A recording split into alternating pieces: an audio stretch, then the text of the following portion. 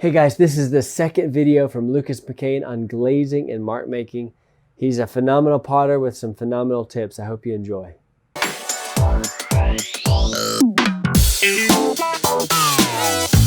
Okay, so we have our black glaze coated. It's going to end up looking like this, nice and glossy. This is a commercial glaze. It's just really stable. Means that it's not moving around. I can trust it every time to be nice and glossy and just come out just right. So I like to move on to these big blue brush strokes. So I'm just creating a swath of color. I like it to be, again, sort of organic and free. And this is my container. I'm going to use a medium-sized brush to a large brush, depending on the pot. So for this cup, you want to get I will get a lot of glaze on my brush, really load it up. Just got tons of glaze there. I'm going to hold my cup sideways and I'm just going to press it and swipe it. So it's going to be thick here and it's going to taper out. And these black and blue glaze are going to kind of interact together. And I'll usually put two. It's going to have a thick edge there and it's going to taper out. And then I get this interesting negative space between them.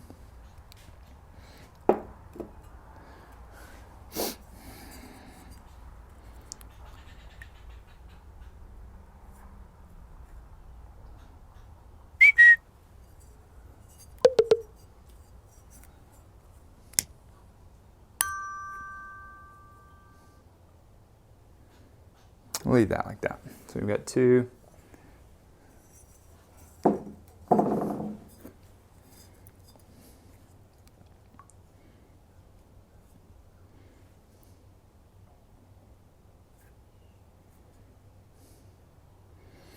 And this is a very basic move, but it's important that you practice over and over. It's very simple, but it's not always easy. Like a lot of things in pottery, it's a very simple thing, but to make it look right, you have to. It's a muscle memory thing. It's a repetition thing. When I first got into pottery, I read about a Japanese potter that said he made a bamboo mark over and over, and he said it's my mark.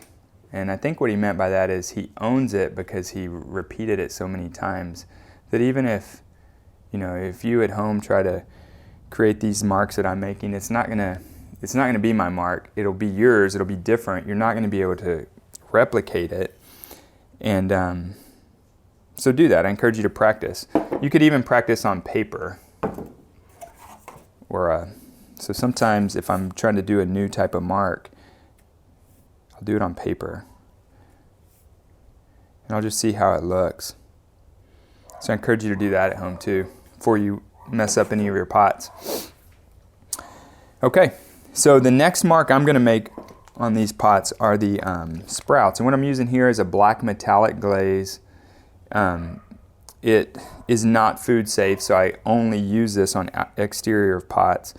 It has it can go from like a bronze, almost a bronze gold, to black. And it sometimes will puddle up and look like melted metal, almost like a welding pass, if you've ever seen welds. And I really like it. It's just interesting. But for years I've applied it with brushes or different things, but I just like the way this slip trail bottle. You can get these at your ceramic supplier, and there's various kinds, but it has a metal tip, and you just can control it. So you have to squeeze a little bit. I have to go down, and let's practice on paper so you can see.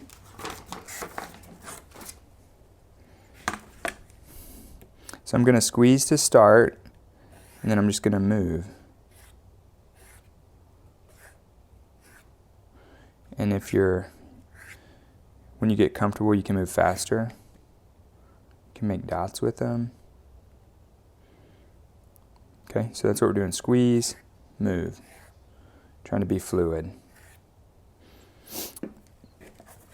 So on the pot, it's going to look like this.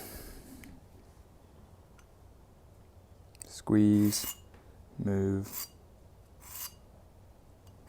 I like to have some of my leaves cross into the other glazes so that they can interact. I like to have some that are nice and crisp on the white clay body. And for myself, I like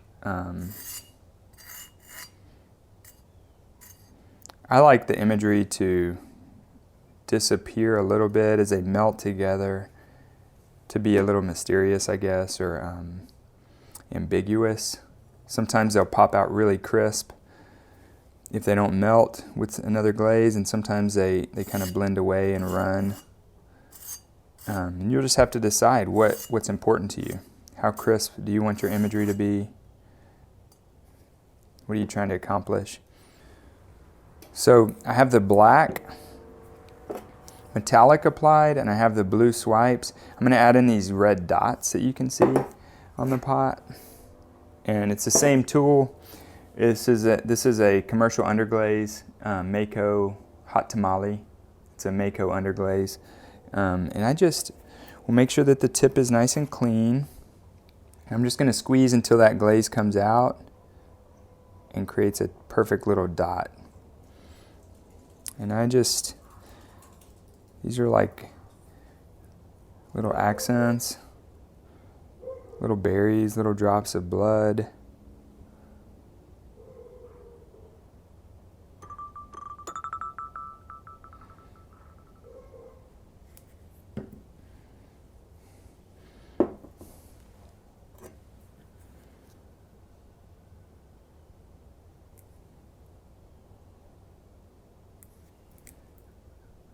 Most of these I keep separate so that they just pop red. Sometimes I'll let them rest up against the other glaze and see what happens when they melt together.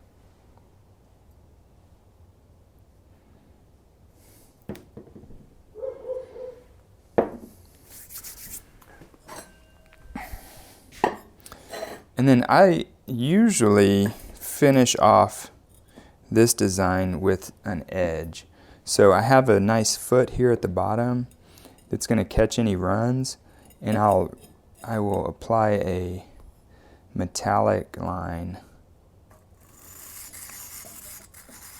my banding wheel there. That's a little jagged.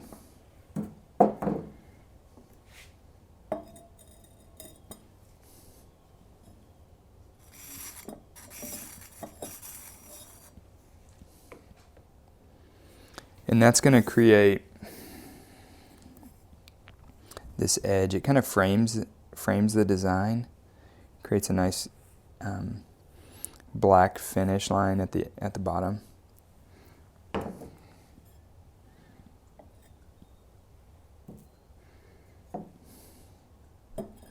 And this one we said we were going to put one on the top.